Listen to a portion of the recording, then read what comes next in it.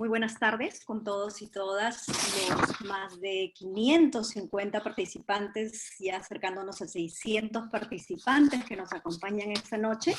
Les saluda Arely Valencia, directora del Centro de Estudios en Justicia y Derechos Humanos del Ministerio de Justicia. En nombre del señor Ministro de Justicia, Fernando Castañeda, les damos la más cordial bienvenida al ciclo de conferencias denominado Martes de Justicia y Derechos Humanos en su modalidad virtual, cuyo objeto es brindar a la ciudadanía un espacio de diálogo y actualización en temas concernientes a la protección de derechos humanos y acceso a la justicia. Durante el mes de mayo, nuestro ciclo de conferencias cuenta con el apoyo especial del proyecto Bridge de la Organización Internacional del Trabajo, OIT, bajo la dirección de la doctora Teresa Torres, a quien queremos agradecer especialmente por esta oportunidad de tender puentes institucionales, de crear estas alianzas en favor del desarrollo de capacidades de las personas. El proyecto Bridge tiene como objetivo contribuir al fortalecimiento de las políticas públicas nacionales para la lucha contra el trabajo forzoso, a través de diversas estrategias, incluyendo la que estamos utilizando el día de hoy, que tiene por objeto la profundización del conocimiento y difusión de esta problemática, así como de los mecanismos para su prevención, identificación y denuncia. En esa línea, la ponencia de esta tarde y anoche, titulada El delito de atentado contra la seguridad y salud en el trabajo en tiempos de COVID-19, a cargo del doctor Iván Meini, ofrece acercarnos desde la mirada del derecho penal a entender las implicancias jurídicas en la comisión de este delito en tanto lesión a los derechos de los y las trabajadoras. En su exposición, el doctor Meini hará un análisis especial sobre cómo las condiciones sanitarias impuestas en el contexto de la contención de la expansión del COVID-19 pueden incrementar el riesgo de comisión de este delito. Y en ese sentido ofrecerá algunas reflexiones sobre cuáles deberían ser los mecanismos de prevención y respuestas desde el ámbito público y también el privado. Nuestro ponente de esta noche es un expositor de lujo. Iván Meini Méndez es doctor en Derecho por la Universidad de Cádiz, España, consultor internacional en Derecho Penal y Procesal Penal. Actualmente se desempeña como director de la maestría en Derecho Penal de la Escuela de Posgrado de la Pontificia Universidad Católica del Perú, y es el jefe del Departamento Académico de Derecho en la misma casa de estudios. La exposición a su cargo tendrá una duración de aproximadamente 45 minutos, luego de lo cual abriremos un espacio para dar respuesta a las inquietudes y preguntas que puedan tener, lo cual tomará unos aproximadamente 30 minutos. Les agradeceré en ese sentido que 10 minutos antes de terminada la exposición del doctor Meini nos puedan hacer alcanzar sus preguntas a través del chat.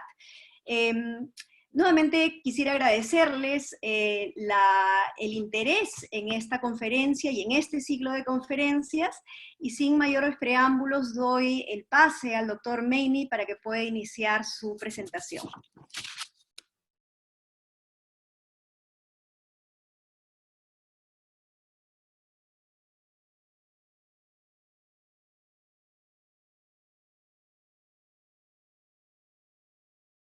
Muchas gracias, Arely, muchas gracias al señor Ministro de Justicia, al Ministerio de Justicia, a la Organización Internacional del Trabajo y, por supuesto, a las personas que están asistiendo a esta conferencia en modo virtual, en modo remoto.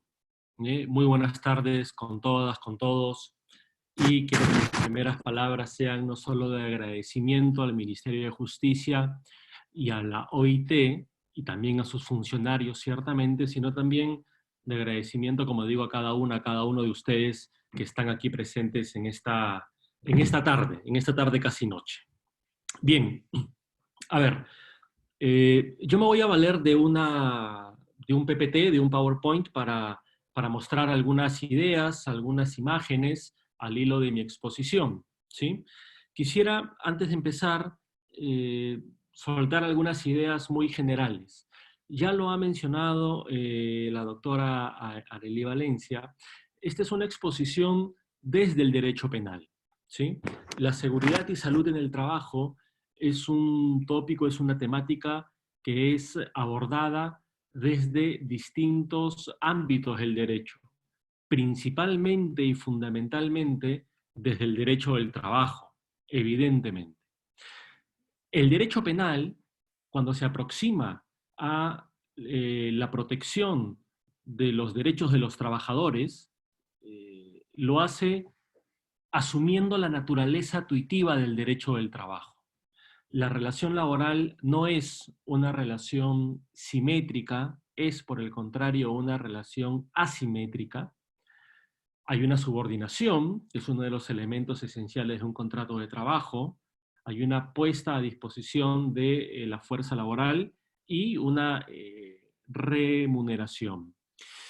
Quisiera destacar, para efectos de una idea general que va a estar presente a lo largo de toda esta exposición, que el derecho penal del trabajo, así se denomina a esta parte, a este segmento del derecho penal que tutela, protege como bien jurídico los derechos de los trabajadores, este derecho penal del trabajo, toma, asimila esta naturaleza tuitiva del derecho laboral, del derecho del trabajo. Por tanto, lo que se diga aquí y lo que se pueda decir acerca del derecho penal del trabajo tiene como finalidad exclusiva la protección de los derechos de los trabajadores. ¿De acuerdo? Bajo ese contexto, entonces, quisiera compartir con ustedes algunas imágenes que son, o que es el PPT que he preparado para esta sesión. Pues bien, aquí, bueno, el título de la conferencia, ¿verdad? El delito de atentado contra la salud, contra la seguridad y salud en el trabajo en tiempos del COVID-19. La conferencia está estructurada en 4 partes, en 4 momentos, que se vinculan bajo una suerte de antecedente consecuente. Lo que se diga en un punto va a nutrir, va a servir a lo que se diga luego. En un primer momento vamos a hablar acerca de el delito en sí de seguridad y salud en el trabajo, es decir, en qué consiste, qué protege, cómo se comete, cuáles son sus características, para tener una idea general de esta figura delictiva.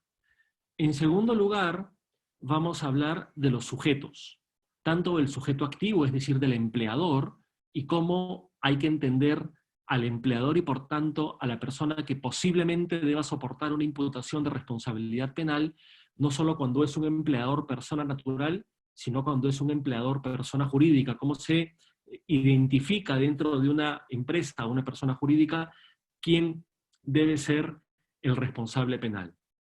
En tercer lugar, y ya para entrar de lleno al contexto que estamos atravesando, voy a reflexionar algunos minutos en torno a cómo este delito de atentado a la seguridad y salud en el trabajo cobra una importancia inusitada, una importancia muy relevante, muy importante en el actual contexto de la pandemia. Resulta evidente que en esta pandemia generada por la COVID-19 y por las medidas sanitarias que se imponen desde el gobierno, hay colectivos especialmente vulnerables que en este contexto resultan más vulnerados en el ámbito de sus derechos laborales. Y al final, para hacer una especie de resumen y para cerrar esta sesión, voy a hablar en cuarto lugar de las acciones que puedan implementarse, tanto desde el punto de vista preventivo como desde el punto de vista de la reacción, es decir, qué hacer cuando se detecta un delito de atentado a la seguridad y salud en el trabajo. Pues bien, empecemos. ¿Qué es el delito de atentado a la seguridad y salud en el trabajo? Comprender qué es este delito presupone, en primer lugar, ubicarnos dentro del así llamado derecho penal del trabajo en el Código Penal peruano. El Código Penal peruano tipifica 3 delitos contra los derechos de las y los trabajadores. Un primer delito que se tipifica en el artículo 168, que es el delito contra la libertad de trabajo y asociación, que tiene por finalidad fundamentalmente sancionar o, digamos, evitar que se vulneren los derechos vinculados a la libertad sindical de los trabajadores y las trabajadoras. Un segundo delito, que es el que es materia de diálogo esta tarde, atentado contra la seguridad y salud en el trabajo, artículo 168A del Código Penal, y un tercer delito que se denomina delito de trabajo forzoso, que fue analizado, fue abordado la semana pasada en este seminario por el profesor Sánchez Mar. ¿De acuerdo? Nos vamos a centrar entonces en este segundo delito. Quiero, no obstante, que tengan en cuenta que en realidad la protección que el derecho penal da a los derechos de las y los trabajadores es realmente reducido. La protección penal se limita a estos tres supuestos.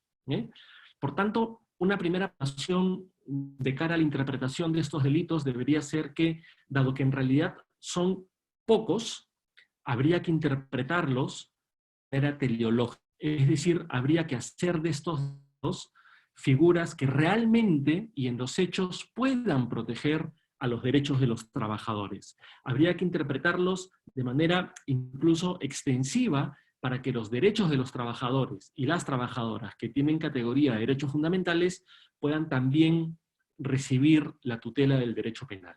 Pues bien,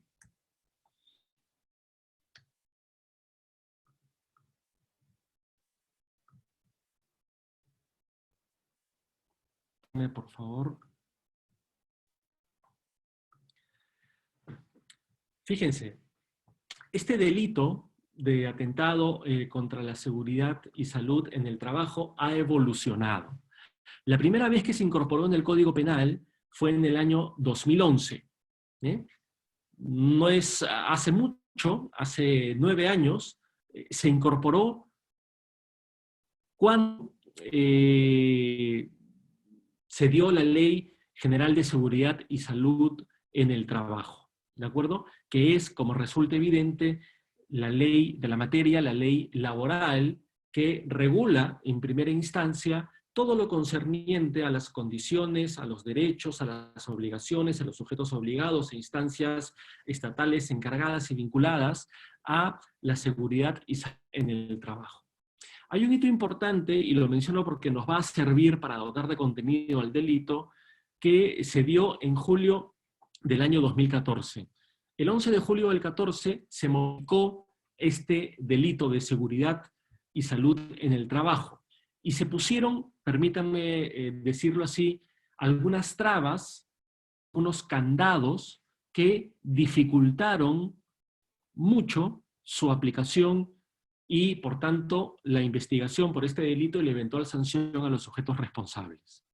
Por ejemplo, se exigía que el empleador que no cumplía con implementar las medidas de seguridad y salud en el trabajo a las que estaba obligado por ley, debía ser notificado por la autoridad competente de que estaba incumpliendo con esa obligación y, por tanto, el delito, más que un delito de atentado con estas condiciones de seguridad y salud, era un delito de desobediencia. Es decir, lo que se sancionaba en definitiva era algo así como la contumacia. Es decir, después de haber sido emplazado formalmente a hacer del incumplimiento de estos deberes, había un incumplimiento renuente, contumaz, reincidente.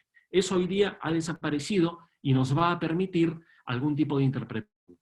La actual regulación que tiene el delito proviene de una modificación legal que se dio el 30 de diciembre del año 2019. Como muchas modificaciones legales en nuestro país, esta se originó por un hecho lamentable, que fue un mal llamado accidente laboral, porque esto no era un accidente o no fue un accidente, en un local de una cadena rápida, donde perdió la vida un trabajador. La conmoción, la cobertura mediática fue tal que el legislador se dio cuenta de que este delito no estaba del todo bien regulado y se modificó. Esa regulación es la que existe hoy día, y es esta que tienen ustedes en sus pantallas. El delito hoy día consiste básicamente en un tipo penal básico, que es el párrafo, y un supuesto agravado. Me voy a permitir leerlo solamente para que podamos todas y todos comprender en qué consiste este delito. A quienes lo conocen ya les pido disculpas por la lectura. Él dice el tipo penal: deliberadamente, infringiendo las normas de seguridad y salud en el trabajo, y estando legalmente obligado, se entiende, a implementarlas, ponga en peligro inminente la vida, salud o integridad física de sus trabajadores de forma grave. La sanción será una pena privativa de libertad no menor de 1 ni mayor de 4 años. El supuesto agravado es lo siguiente: si, como consecuencia de la inobservancia deliberada de las normas de seguridad y salud en el trabajo, se causa la muerte del trabajador o tercero, o se causa una lesión grave y el agente pudo prever este resultado, la pena privativa de libertad será no menor de 4 ni mayor de 8 años en caso de muerte, ni menor de 3 ni mayor de 6 en caso de lesión grave. En esta sesión me voy a entrar básicamente en el tipo básico, es decir, en la figura genérica, en el primer párrafo, ¿de acuerdo? Lo que se diga aquí puede ser luego aplicado para el delito agravado, en términos generales. Quiero llamar acerca de una primera característica de este delito que hace que sea un delito hasta cierto punto complejo. La forma como está estructurado este delito implica que solamente debe existir la puesta en peligro inminente de la vida, la salud o la integridad física, y que además estos bienes jurídicos sean puestos en peligro de forma grave, sino que, y esto es lo que puede complicar un poco la prueba o la investigación del delito, quien actúa, el empleador, no solo debe actuar deliberadamente, es decir, se exige un grado no solo de conocimiento de que está infringiendo las normas de seguridad y salud en el trabajo, sino que además un cierto grado de voluntad o indiferencia manifiesta que puede ser asimilada a un acto deliberado. Eso vamos a conversar luego.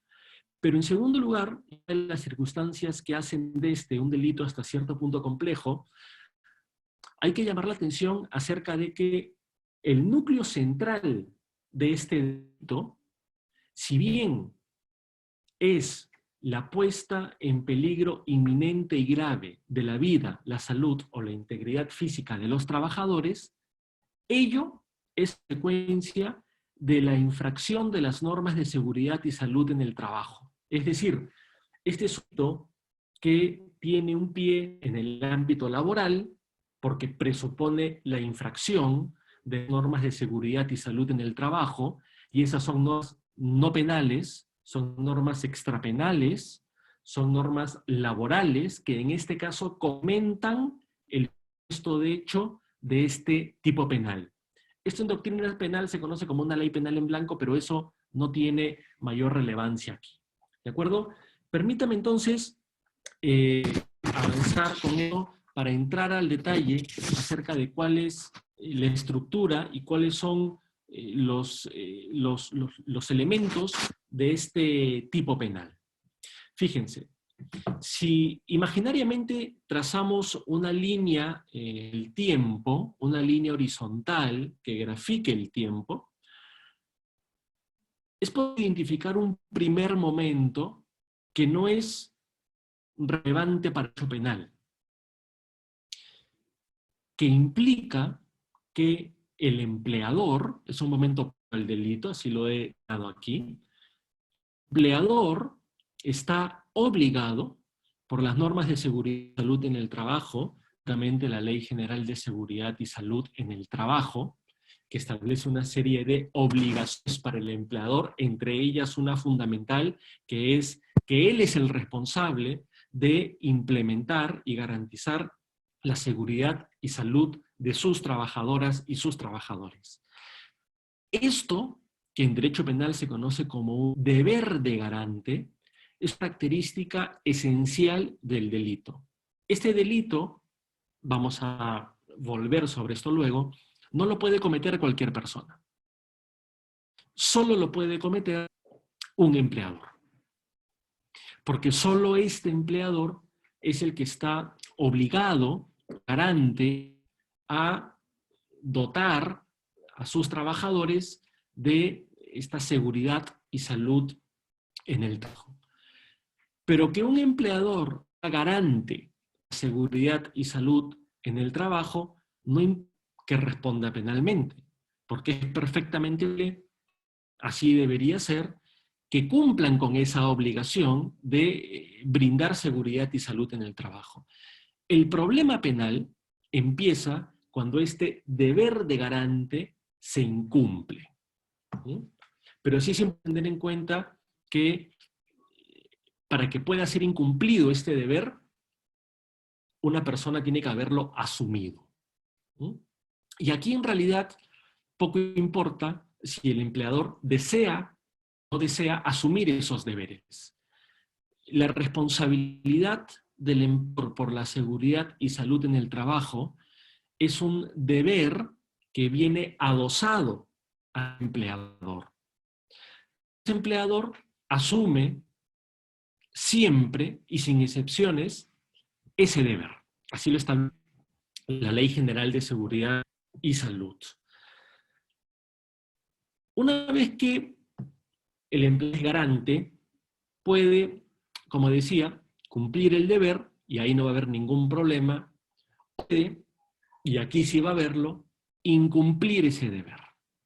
Para que el incumplimiento de las normas de seguridad y salud en el trabajo no tenga una relevancia para el derecho administrativo, para el derecho laboral, y genere una responsabilidad administrativa ante el ente correspondiente, sino para que pueda ser una infracción penal, un delito, y desencadenar responsabilidad, tiene que verificarse, como mencionaba hace un momento cuando leía el artículo 168A del Código Penal, que esa infracción a las normas de seguridad y salud en el trabajo tiene que ser deliberada.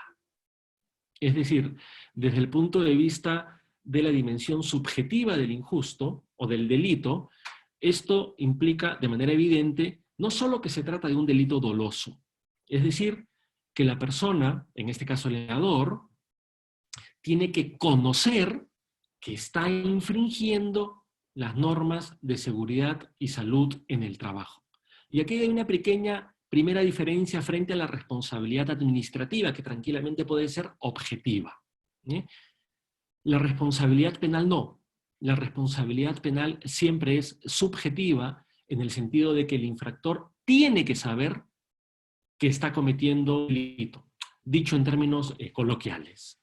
Por tanto, la infracción de las normas administrativas, laborales, de seguridad y salud en el trabajo, tiene que ser deliberada, dolosa. No solamente a sabiendas de que se incumplen esas normas, sino que además, diría la jurisprudencia y algún sector de la doctrina, con la intención de incumplir esas normas de seguridad y salud en el trabajo. Ese es un primer momento.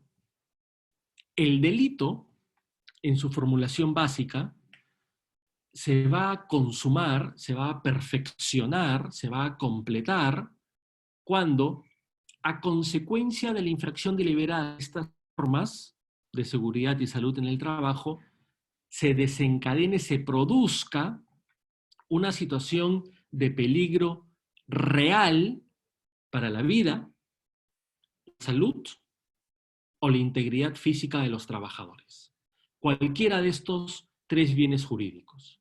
No tiene que ser una acción que comprometa la seguridad de los tres o de dos. Basta con que se trate de una situación generada por el incumplimiento deliberado de las normas de seguridad y salud que ponga en peligro inminente y grave. Y aquí quisiera detenerme unos segundos.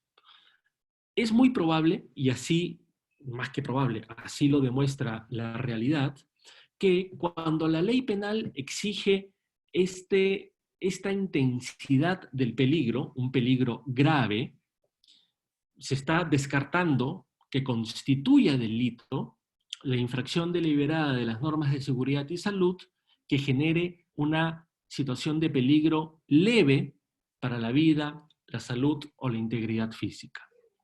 El peligro tiene que ser grave, ¿eh? Y esto ciertamente genera complicaciones en su medición. ¿Cómo se determina un peligro grave? ¿Eh? Dado que el Código Penal, el artículo 168A del Código Penal, no tiene un catálogo o una regla o una fórmula para cuantificar o medir la intensidad del peligro, esto queda, en buena cuenta, sujeto a la discrecionalidad del juez. Y cuando digo discrecionalidad del juez, no estoy utilizando el término en sentido de inseguridad jurídica, en el sentido de habrá que ver qué opina el juez, sino simplemente que el juez tendrá que argumentar por qué esa situación de peligro no es grave o sí lo es.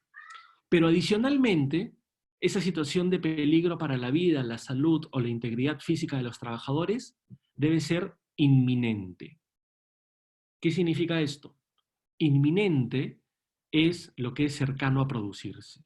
Es decir, debería ser una situación de peligro, de riesgo, muy próxima a la lesión efectiva de estos bienes jurídicos.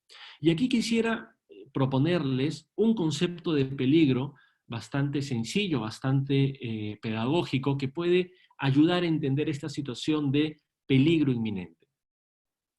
El peligro, habría que entenderlo como un estadio previo a la lesión. Esto es evidente. El peligro, por tanto, podría ser entendido como una situación en la cual las condiciones de seguridad para un bien jurídico están disminuidas. Por tanto, si se habla de un peligro inminente que genera una situación grave para la vida, salud o integridad física de los trabajadores, de lo que se está hablando en el artículo 168A del Código Penal es de que la infracción deliberada de las normas de seguridad y salud en el trabajo debe generar, debe crear, debe producir que las condiciones de seguridad de la vida, salud o integridad física de los trabajadores se aminoren. ¿Cuánto? Lo suficiente como para que un juzgador diga es una situación grave. Insisto, aquí no hay una fórmula ni una regla que permita, como las matemáticas, decirnos este es un supuesto clarísimo de peligro inminente y grave. Es una cuestión de argumentación jurídica. Pero luego vamos a regresar sobre esto y ofrecer algunos casos para que esto pueda quedar un poco más claro. ¿Cuáles son, por tanto, y a modo de un pequeño resumen de esta primera parte, las características principales de este delito, del delito de atentado a la seguridad y salud en el trabajo? En primer lugar, no es necesario que la autoridad competente, piensen ustedes en la SUNAFIL o el Ministerio de Trabajo, notifique o emplace al empleador por no adoptar medidas de seguridad y salud. Esta notificación o emplazamiento sí era necesario hasta el 29 de diciembre del año pasado. Y por eso se decía que era un requisito que entorpecía, que dificultaba la sanción penal. Hoy día no. Hoy día el empleador no tiene que ser notificado en torno a que está incumpliendo con las normas de seguridad y salud en el trabajo.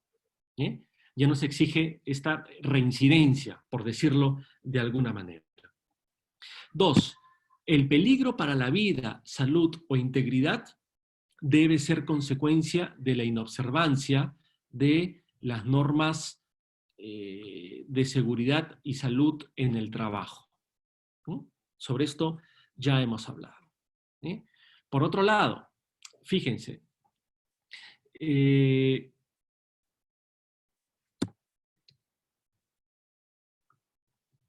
la inobservancia de las normas de seguridad y salud en el trabajo no excluye per se de responsabilidad penal al empleador. ¿Por qué menciono esto? Esto que podría parecer confuso en algún momento y no lo es. Hasta el 29 de diciembre del año pasado, antes de la última modificación al delito de atentado a la seguridad y salud en el trabajo, el tipo penal, el delito, incorporaba un párrafo que excluía de responsabilidad penal en los casos en que el propio trabajador o la propia trabajadora no hubiese implementado o no hubiese cumplido con las medidas de seguridad y salud. Era, para utilizar una terminología conocida en derecho penal, un supuesto de autopuesta en riesgo por parte del trabajador o de la trabajadora. Si sucedía esto que les digo, entonces se exoneraba de responsabilidad al empleador. Hoy día esa cláusula ha sido derogada, ya no existe en el Código Penal. Por tanto, uno puede interpretar que, dado que es el empleador el garante y por tanto el responsable de la seguridad y salud en el trabajo, parte de sus obligaciones, y así lo estipula la Ley General de Seguridad y Salud en el Trabajo, es asegurarse que los trabajadores cumplen con las medidas de seguridad y salud. Claro, la propia Ley General de Seguridad y Salud en el Trabajo establece que es una obligación de las y los trabajadores cumplir con las normas de seguridad y salud.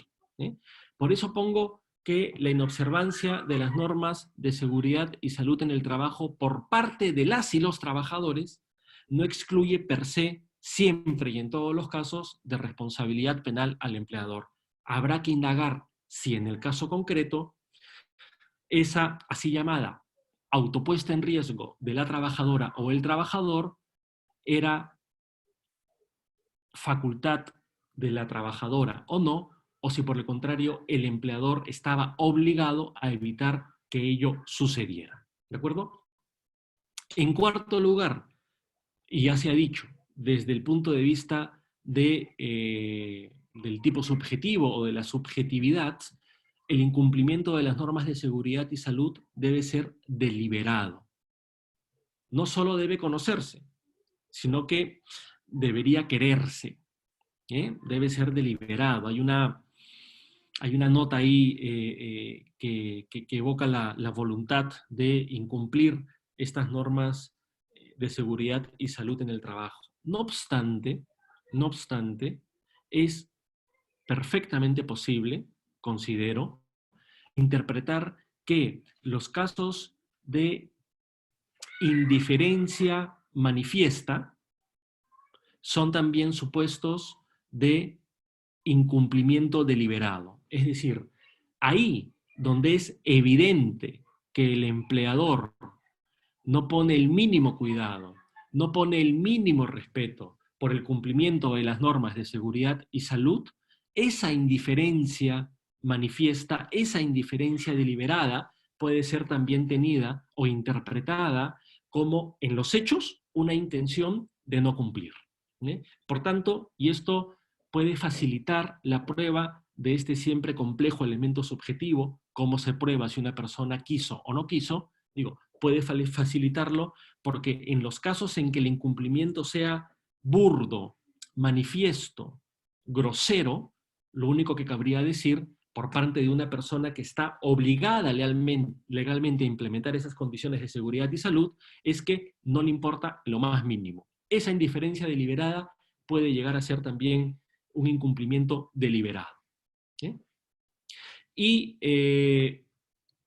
una última característica del tipo penal tiene que ver con que el peligro para la vida, para la salud o para la integridad de los trabajadores debe ser inminente y grave. ¿Sí? Voy a avanzar para que el tiempo pueda alcanzar. El segundo punto sobre el cual me gustaría conversar con ustedes tiene que ver con los sujetos en el delito. ¿Quién es el sujeto activo?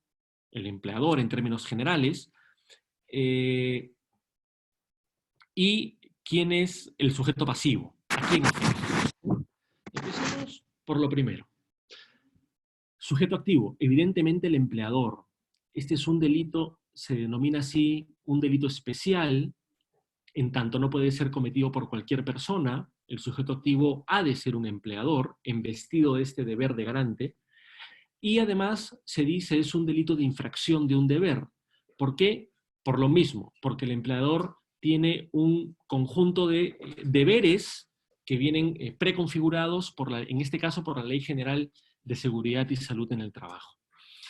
Quisiera así invertir unos minutos en hacer una pequeña reflexión en torno a qué pasa, qué sucede, cómo ha de indagarse este delito cuando el empleador es una persona jurídica. Porque claro, si el empleador es una persona natural, no habrá en principio mucho problema a la hora de saber quién es el garante, de identificarlo, denunciarlo, investigarlo, procesarlo y eventualmente condenarlo. Pero esa situación se torna compleja cuando el empleador es una persona jurídica, una empresa, que es además lo que es más frecuente en la realidad. En el Perú, las personas jurídicas no responden penalmente, sí administrativamente. ¿Eh?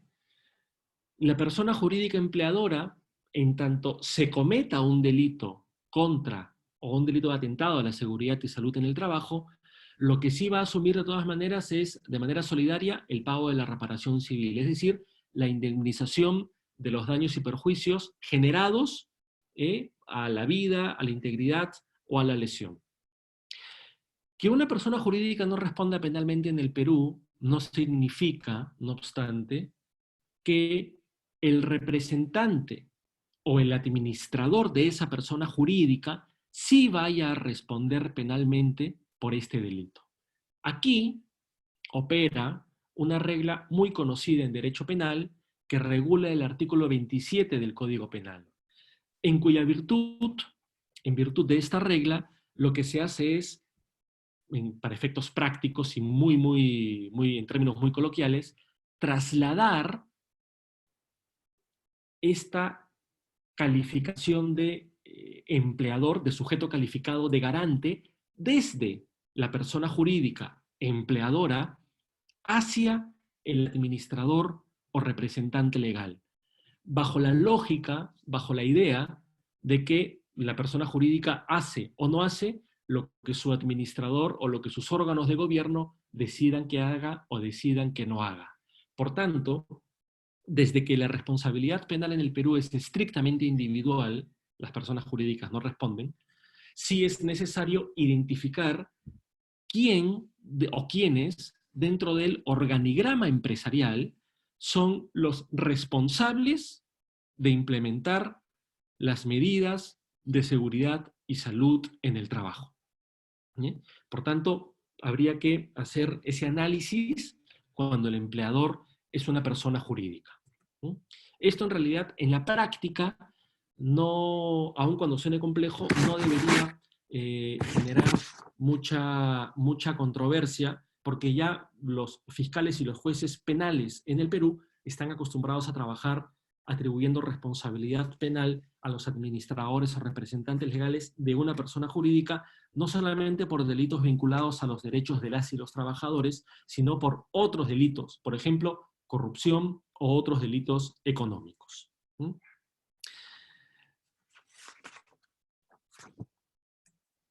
Y esto nos debe llevar a hablar entonces del sujeto pasivo. es decir, de las personas afectadas, que no son otros que los trabajadores.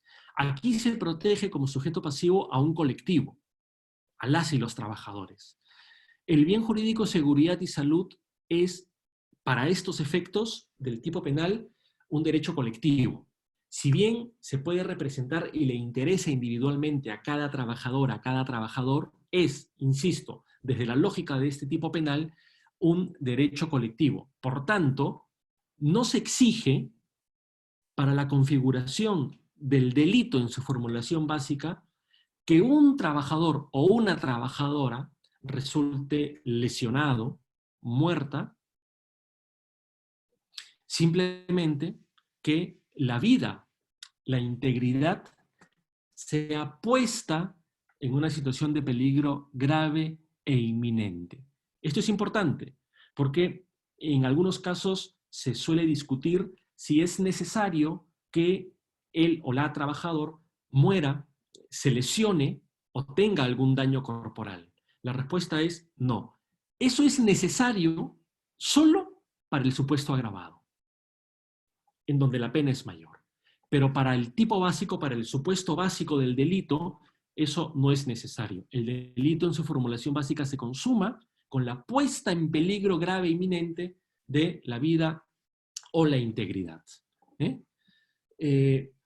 pregunta que yo he formulado aquí, que es, el trabajador, la trabajadora puede disponer de su derecho a la seguridad y salud en el trabajo, la dejo planteada porque quiero responderla a la luz del contexto de la pandemia. ¿Cómo impacta la pandemia, la COVID-19, en el delito de atentado a la seguridad y salud en el trabajo?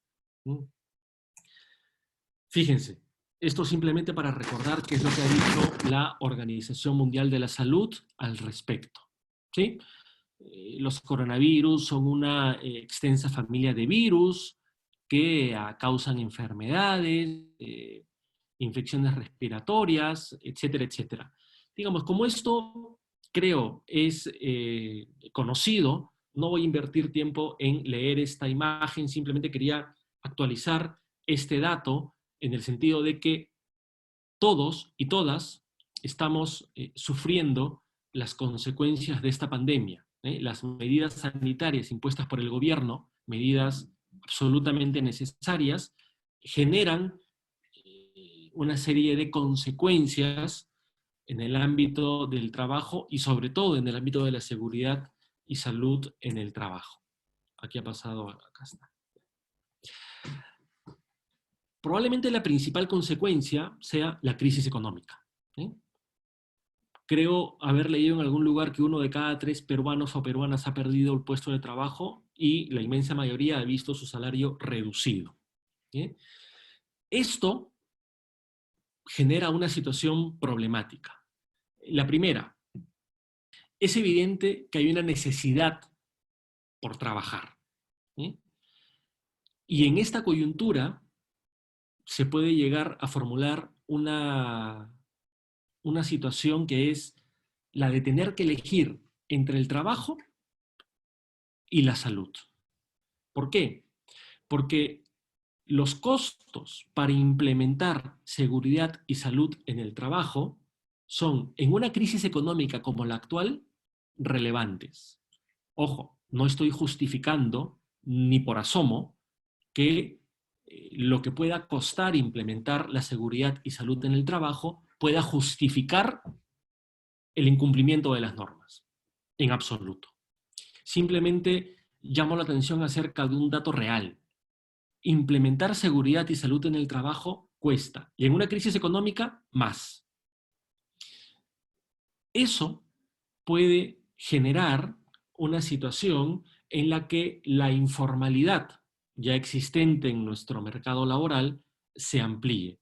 La necesidad de conseguir algún puesto de trabajo, no importa en las condiciones que sea, pueda hacer que las personas asuman condiciones que no son las idóneas para su seguridad y salud. Si a esto se le suma que en ciertos ámbitos, sobre todo en los informales, hay ausencia de control estatal o limitaciones para que el Estado pueda fiscalizar el cumplimiento de la seguridad y salud, entonces el cóctel es realmente, digamos, venenoso, o puede ser. Sobre todo si tenemos en cuenta los colectivos especialmente afectados por la COVID-19 en materia de seguridad y salud en el trabajo. Pensemos en las personas con trabajos informales. Es decir, no solo me refiero a las personas, a los trabajadores independientes, que no tienen un empleador que funcione como garante de su seguridad y salud, porque la informalidad también existe en trabajos dependientes. Trabajadores de primera línea de contención, médicos, enfermeras, policías, militares, y todos los trabajadores y trabajadoras que, debido a su función o la naturaleza de sus puestos de trabajo, tienen que estar en primera línea de contención. También están especialmente expuestos. Evidentemente, adultos mayores, personas que laboran en espacios de alta densidad, también están especialmente afectados, personas con enfermedades subyacentes, trabajadores, trabajadoras migrantes, trabajadoras, trabajadores sin seguridad social. La OIT ha llamado la atención acerca de la necesidad de que los estados cubran la seguridad social y el seguro de las personas que, afectadas por esta pandemia, no tienen una cobertura de seguridad social. Y también, por supuesto, trabajadoras, trabajadores domésticos, que en estas condiciones también muchas o muchos o han perdido su puesto de trabajo, o muchas o muchos están siendo víctimas de trabajo forzoso porque han sido prácticamente recluidos en los hogares, y por tanto tienen que trabajar o están siendo sometidos a condiciones prácticamente de explotación, bajo la garantía o la promesa de ser cuidados de la COVID. La problemática en Perú, entonces, como les digo, se puede focalizar o se puede centralizar en, diría yo, varios ámbitos que me gustaría en todo caso destacar 3 de ellos. La primera, es evidente que se han agudizado riesgos ya existentes, porque los problemas en torno a la seguridad y salud en el trabajo no han sido desatados ni se han creado con la COVID-19. Todos sabemos que en el Perú el respeto por los derechos de los y los trabajadores no es el mejor. Y esta crisis lo que hace simplemente es acentuar esa situación de desprotección. Por tanto, los riesgos para los trabajadores formales e informales se agudizan con esta crisis. Hay una pérdida de empleos, no solamente de empleos precarios, sino de empleos, pero sobre todo de empleos precarios, también cuando no, la reducción de los sueldos. Y hay un ámbito que cobra en esta coyuntura especial relevancia, que es el llamado trabajo remoto o teletrabajo, en donde también hay condiciones de seguridad y salud que tienen que ser implementadas, garantizadas y respetadas por los empleadores, incluso en el llamado teletrabajo. Paso esto por alto. Llegamos entonces a 4 interrogantes. La primera, ¿la crisis económica justifica o permite flexibilizar las condiciones de seguridad y salud en el trabajo o permite que no se implementen? La respuesta es categórica. No. Ni se justifica ni se permite que se flexibilicen y menos que no se implementen. Por el contrario, en esta coyuntura, en esta crisis, en esta pandemia, en este contexto de crisis sanitaria, la seguridad y salud en el trabajo exige que se implementen medidas especiales y ad hoc, preventivas y reactivas, para evitar la puesta en riesgo de la seguridad y salud en el trabajo, y cuando ello suceda, para reaccionar no solo administrativamente, sino también desde el punto de vista del derecho penal. Segundo, ¿cómo se aplica la seguridad y salud en el trabajo remoto o teletrabajo? Por el tiempo solamente voy a mencionar algunas consideraciones muy breves. Dado que el empleador es responsable de brindar el equipo de protección personal, es decir, los medios, los equipos, los instrumentos de trabajo, también cuando se hace teletrabajo, es obligación entonces del empleador, por ejemplo, otorgar esos medios. Garantizar además que las condiciones de trabajo actuales que implican estrés, no solo por el temor a perder el trabajo, el temor o la realidad de ver la remuneración reducida, el temor a no conseguir trabajo, sino también por algo que todos estamos experimentando en la actualidad. Trabajamos más en casa que cuando trabajábamos en el puesto de trabajo fuera de casa. Digamos, en términos generales. No siempre es así, pero casi no hay horarios. En Chile, por ejemplo, se ha aprobado hace pocas semanas una ley que impide a los empleadores incordiar a sus trabajadores en el teletrabajo durante 12 horas continuas cada día. Es decir, hay un derecho al descanso también en el teletrabajo. ¿Bien? Hay una serie de recomendaciones, sugerencias de la OIT a este respecto. Yo me quedo con las que he mencionado brevemente.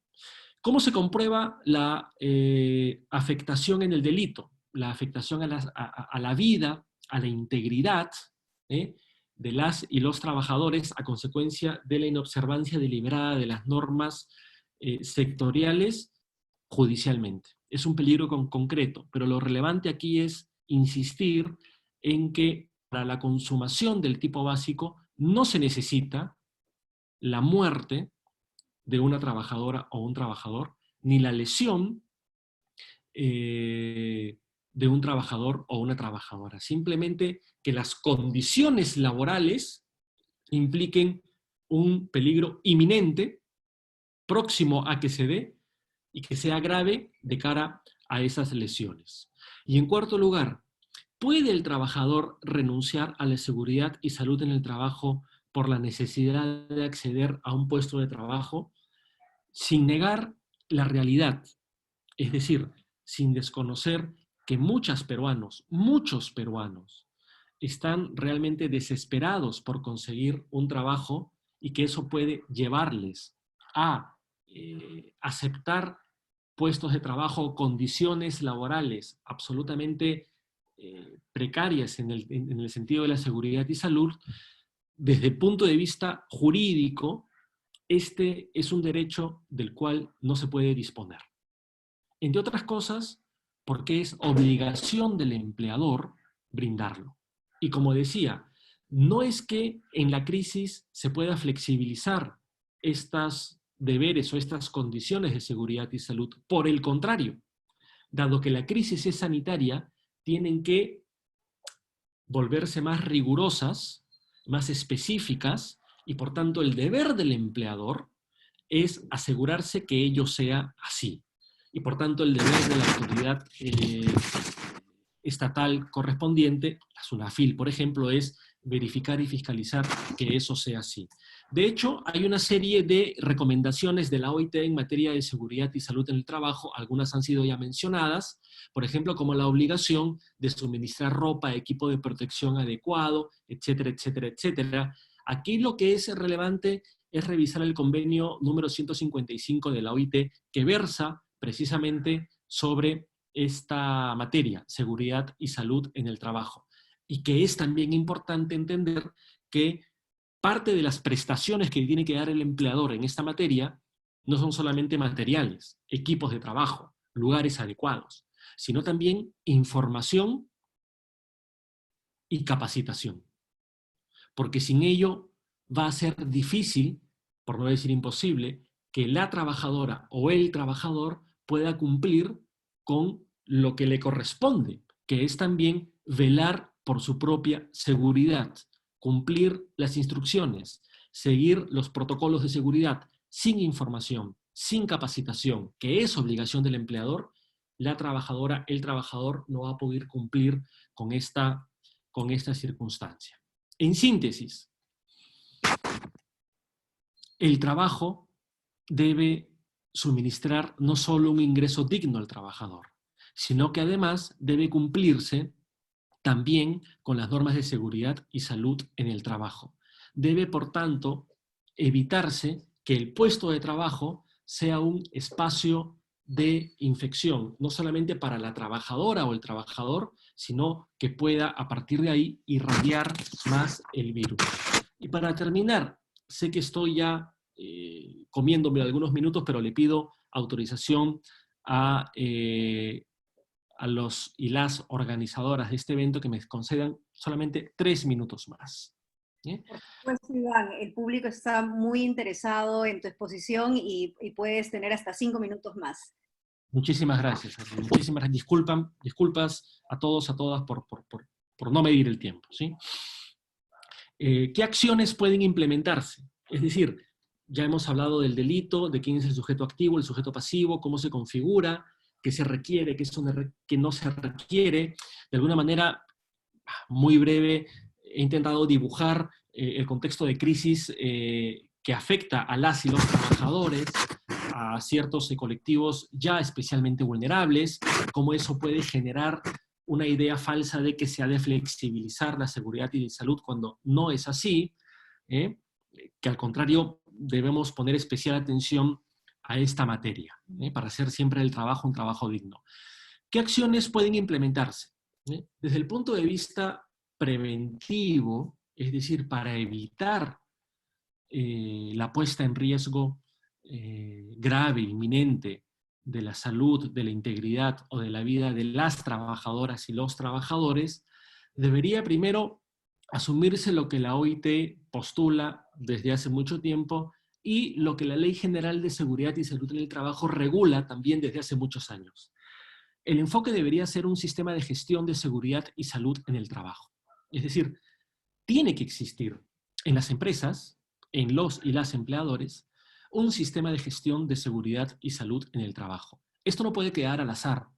El cumplimiento de la normativa sobre seguridad y salud en el trabajo no puede quedar al libre arbitrio o la buena voluntad del empleador o la empleadora. Tiene que existir un sistema de gestión, es decir, un sistema en el que participan no solamente los empleadores, sino también las y los trabajadores a través de sus organizaciones sindicales cuando existan, para que a través del diálogo social el espacio de trabajo pueda ser un espacio seguro. Eso es fundamento de vista preventivo. Tiene que también hacerse un análisis de riesgos ocupacionales. No todos los trabajadores o las trabajadoras están sujetas a los mismos riesgos. Y eso es evidente cuando revisamos, por ejemplo, los y las trabajadoras que están en primera línea de acción para contener o combatir la pandemia. La distancia física es evidente y por tanto esto tiene que también ser implementado como medida de contención en el ámbito de la seguridad y salud. La higiene personal, la limpieza de los espacios físicos, como decía hace unos minutos, la formación de los trabajadores en esta materia y la comunicación de los mecanismos para prevenir la seguridad y salud en el trabajo, porque es la única manera, como decía hace unos minutos, en que las y los trabajadores puedan cumplir con su responsabilidad de seguir esas pautas y seguir los protocolos de seguridad y salud. Brindar equipos de protección a las personas y las respuestas ante cualquier eventualidad han de ser inmediatas. Estas medidas son medidas que ha propuesto la OIT. Es decir, no son medidas libres o medidas que pudieran implementarse. En buena cuenta, son medidas que están sugeridas por la Organización Internacional del Trabajo, que es el órgano internacional competente para pronunciarse sobre esto, y por tanto, los estados, por el peruano, deberían hacer eco de estas sugerencias. Y ex post, después de cometido, imaginemos el delito, ¿sí? Un delito de atentado a la seguridad y salud en el trabajo. ¿Qué es lo que se podría hacer? Primero, denunciar, evidentemente. Fiscalizar y denunciar. Y aquí hay 3 entidades públicas que son competentes. La primera, la Policía Nacional del Perú. que, bajo la supervisión del Ministerio Público, debe investigar o coadyuvar en la investigación fiscal en todos los delitos. El propio Ministerio Público, que se encarga a través de las y los fiscales de investigar la comisión de los delitos y de denunciar a las y los responsables ante los jueces penales. Y es absolutamente relevante el rol que cumple la Superintendencia Nacional para la Fiscalización Laboral, SUNAFIL. Sobre todo si se tiene en cuenta que esta fiscalización laboral puede ser incluso previa a la comisión del delito. Y aquí quiero llamar la atención, y con esto termino, acerca de lo relevante que es implementar mecanismos preventivos, no solo en materia de seguridad y salud en el trabajo, sino sobre todo mecanismos preventivos al delito de atentado a la seguridad y salud en el trabajo. El rol de la SUNAFIL como ente encargado de fiscalizar, de controlar, de monitorear, es absolutamente relevante. Sobre todo si se tiene en cuenta que el artículo 99 de la Ley General de Seguridad y Salud en el Trabajo impone a los inspectores y a las inspectoras de la SUNAFIL la obligación de denunciar penalmente los delitos de los cuales tengan conocimiento en su actividad como inspectoras o como inspectores. Siempre es mejor prevenir que acudir al derecho penal. Con esto, y pidiéndoles disculpas una vez por haberme excedido en el tiempo, termino esta exposición. Muchas gracias por su atención.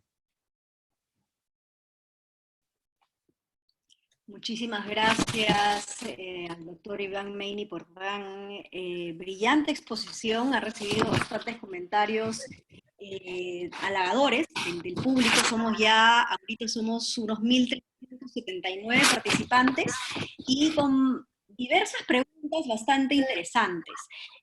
Yo me he tomado el trabajo de seleccionarlas también en función a lo que se mencionó al inicio de esta conferencia, que es una conferencia que enfoca la problemática desde una perspectiva del derecho penal y atendiendo a las implicancias jurídicas de la vulneración de derechos desde la comisión de este delito y también aquellas que plantean, ¿no?, sus cuestiones o inquietudes en el contexto COVID. Entonces, tenemos unos 4 bloques de preguntas y voy a empezar por aquellas que están referidas más a los aspectos conceptuales. Y acá hay una muy interesante que nos justamente pregunta cuál es la diferencia entre el delito de atentado contra la seguridad y salud en el trabajo y la infracción que sanciona la SUNAFIL vinculada a esta temática. ¿Se pueden plantear de manera paralela? Bien, muchas gracias. Hay una diferencia general, que es la diferencia que existe entre un delito y una infracción administrativa, ¿sí? En términos muy generales, el delito es el ilícito o la infracción más grave que tiene un sistema jurídico, ¿sí? Siempre, por eso el delito o el derecho penal reserva en exclusiva la privación de libertad, la pena de cárcel. Solo un juez penal por un delito la puede imponer, no una entidad estatal, otra entidad estatal por una infracción distinta.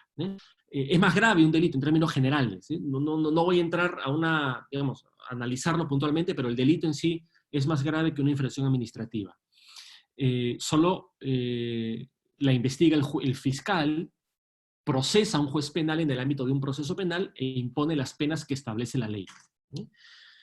¿Cuál sería la diferencia entre el delito del 168b y las infracciones administrativas laborales en el ámbito de la seguridad y salud en el trabajo? Primero, que el tipo penal exige como uno de sus elementos objetivos la infracción, la inobservancia de las reglas de seguridad y salud en el trabajo. Es decir, para que se cometa el delito, tiene que cometerse primero una infracción administrativa. Pero además, el delito exige otros elementos adicionales, que esa inobservancia sea deliberada, que el sujeto esté obligado a cumplirlas, ya hemos hablado del deber de garante, pero además, y esto es un elemento que diferencia nítidamente el delito de la infracción administrativa en este caso, que a consecuencia de la inobservancia deliberada se genere una situación real, lo que se llama un peligro concreto, un peligro inminente y grave para la vida, la salud o la integridad de las y los trabajadores. Esa es básicamente la diferencia. ¿Se pueden plantear ambas de manera paralela? Seguramente que sí, seguramente que sí. Siempre y cuando se entienda que no concurre un elemento del llamado non bis in idem o de la prohibición de no sancionar dos veces por lo mismo. Porque en derecho existe la prohibición de que una persona no puede ser sancionada o procesada dos veces por lo mismo. Y cuando hay una confluencia del derecho administrativo con el derecho penal, lo que hay que garantizar es que la razón por la cual se imponen la sanción administrativa y la sanción penal no sea la misma, porque hay identidad de sujetos e identidad de hechos. Aunque incluso la identidad de hecho aquí es cuestionable. Yo creo que esto no se da en este caso, porque es evidente la diferencia entre la infracción administrativa y el delito. El delito incorpora dentro de ella la infracción administrativa, pero requiere más elementos subjetivos y objetivos. Ok, muchísimas gracias. Ahora pasamos a la pregunta que estamos orientada a elaborar sobre aspectos probatorios. Nos preguntan cuáles serían las pruebas más sólidas para identificar el delito de atentado contra la seguridad y salud en el trabajo. A ver, pruebas más sólidas. Yo creo que aquí de nuevo tenemos que fijarnos en la estructura típica del delito. Si el delito tiene básicamente dos elementos objetivos, uno primero, la inobservancia de las normas de seguridad y salud en el trabajo, habría que, en la medida de lo posible, tener un informe, si es de la SUNAFIL, mejor, que acredite que efectivamente se incumple una condición, una medida, una norma de la seguridad y salud en el trabajo. Luego habría que probar que eso es deliberado. Esto realmente, como dado que se trata de un elemento subjetivo, algo que está en el fuero interno de la persona, si conoce o quiere, lo que se hace judicialmente es imputarlo, atribuir ese conocimiento o ese acto deliberado a partir de las circunstancias del caso. Es decir, permítame lo burdo de esta expresión, pero si es amarillo, camina en dos patas y dice pío, es un pollo, aunque ese lo niegue. Por tanto, si hay una inobservancia burda, grotesca, de esa normativa de seguridad y salud en el trabajo, o incluso si ha sido ya emplazado o notificado por la SUNAFIL acerca de que tiene que implementarlas o mejorarlas y no lo hace, entonces esos serían actos suficientes para probar lo deliberado. ¿Cómo se prueba la situación de peligro grave e inminente para la vida, la salud o la integridad? También a través de una constatación. Es decir, lo que hay que constatar es que las condiciones de trabajo significan ya un riesgo para la integridad, la salud o la vida de las personas. Sobre eso, en los procesos penales, en dado que participan peritos, hay bastante experiencia. Muchas gracias. Y aquí hay dos preguntas del público que son bastante interesantes dentro del contexto COVID. Voy a leerte las dos, pero podemos ir por partes, ¿no? Una señala este caso, ¿no? En una empresa localizada en el distrito que tiene la mayor cantidad de casos COVID-19 registrados, ¿qué pasa si el titular de esta empresa dispone ciertas medidas de seguridad y salud en el marco de esta pandemia? Sin embargo, uno de los directivos hace caso omiso a la indicación de su superior y expone a los trabajadores de su área. ¿Dicho directivo tendría deber de garante y dicha acción tendría alguna relevancia penal? Esa es una primera pregunta. Y la segunda cuestiona la no realización por parte del empleador de pruebas rápidas y o moleculares a todos sus trabajadores antes de retomar las actividades laborales. ¿Pone en peligro inminente y grave todo el personal? ¿Comete delito el empleador de acuerdo a lo expuesto en esta exposición, en esta presentación? De acuerdo, muchas gracias. En primer lugar, muy probablemente sí.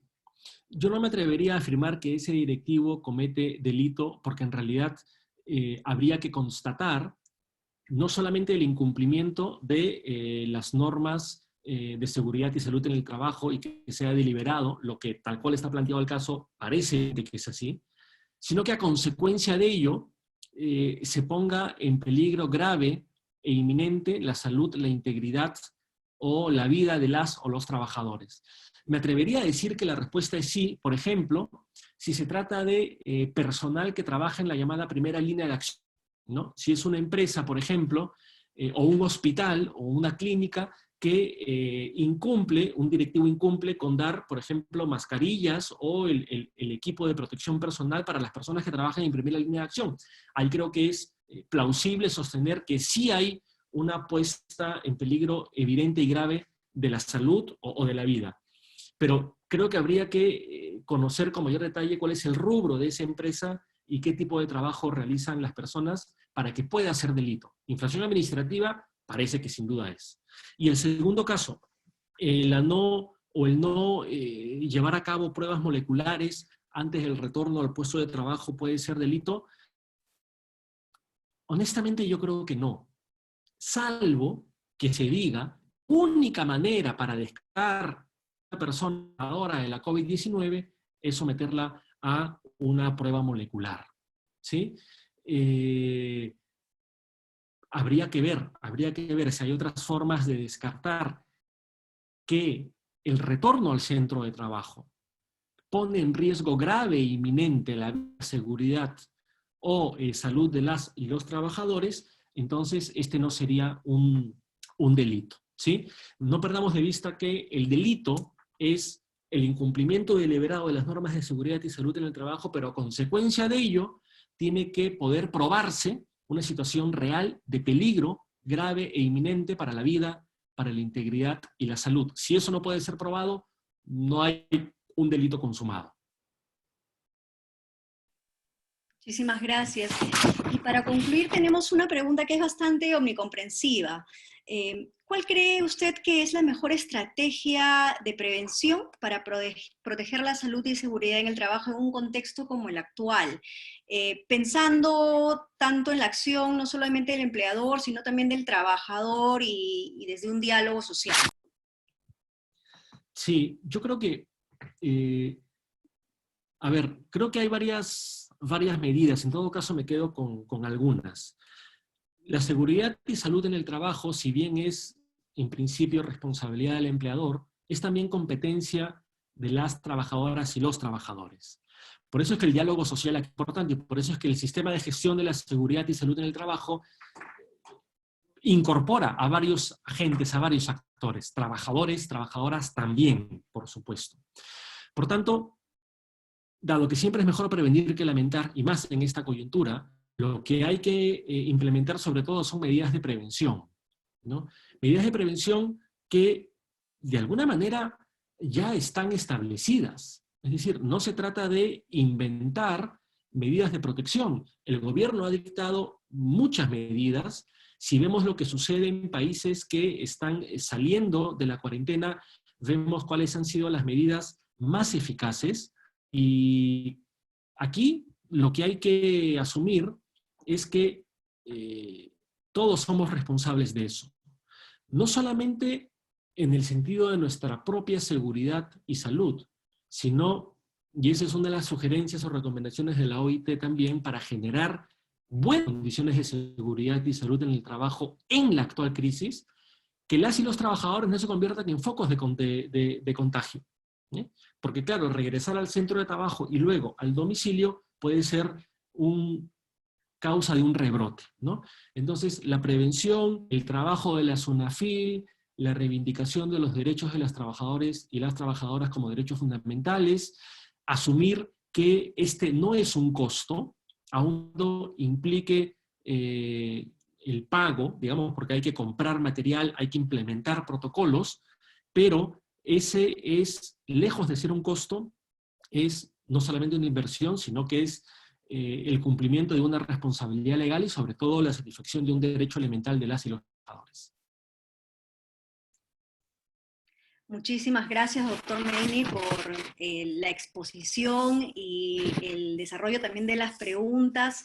Si tiene alguna reflexión final que compartir con nuestros participantes con respecto a cómo mejorar la acción de la justicia ante la ocurrencia de este delito en general, se lo agradeceríamos ya para dar por concluida esta conferencia.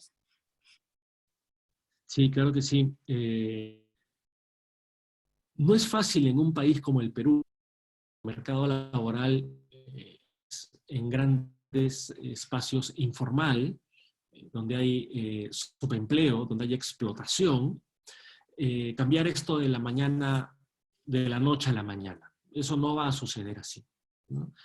Aquí tenemos que trabajar de manera coordinada todos. El sector empresarial, las organizaciones sindicales, los trabajadores, porque tenemos que asumir que lo que pueda costar en términos monetarios condiciones reales de seguridad y de salud en el trabajo no es un costo.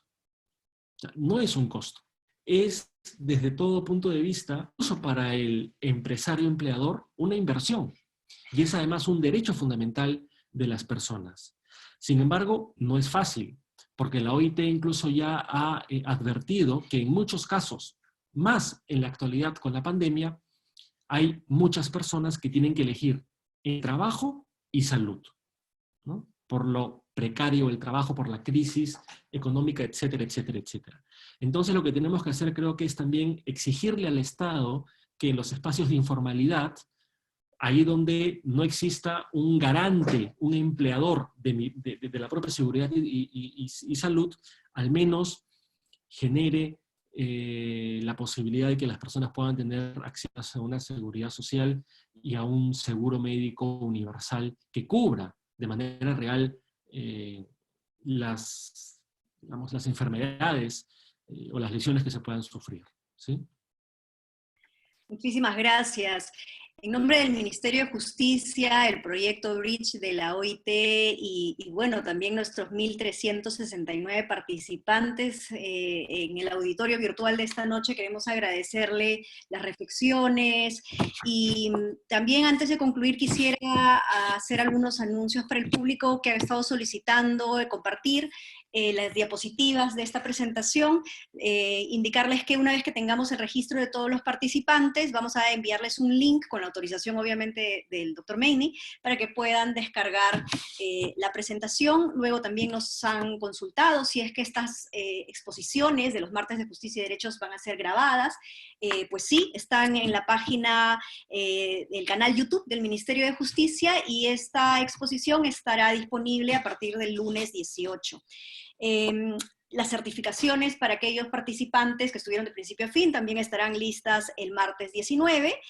Y finalmente invitarlos a que continúen siguiéndonos en este ciclo de conferencias. El siguiente martes vamos a tener como expositora a la doctora Carolina Trivelli, economista, exministra de Inclusión Social, y va a disertar sobre el tema cómo lograr que los efectos del COVID-19 y de las medidas para su contención sean transitorias para los hogares más vulnerables de nuestro país. Entonces, los invitamos a que continúen siguiéndonos y nuevamente muchas gracias por su asistencia y atención y les deseamos muy buenas noches. Hasta luego. Muchas gracias a todos, a todas.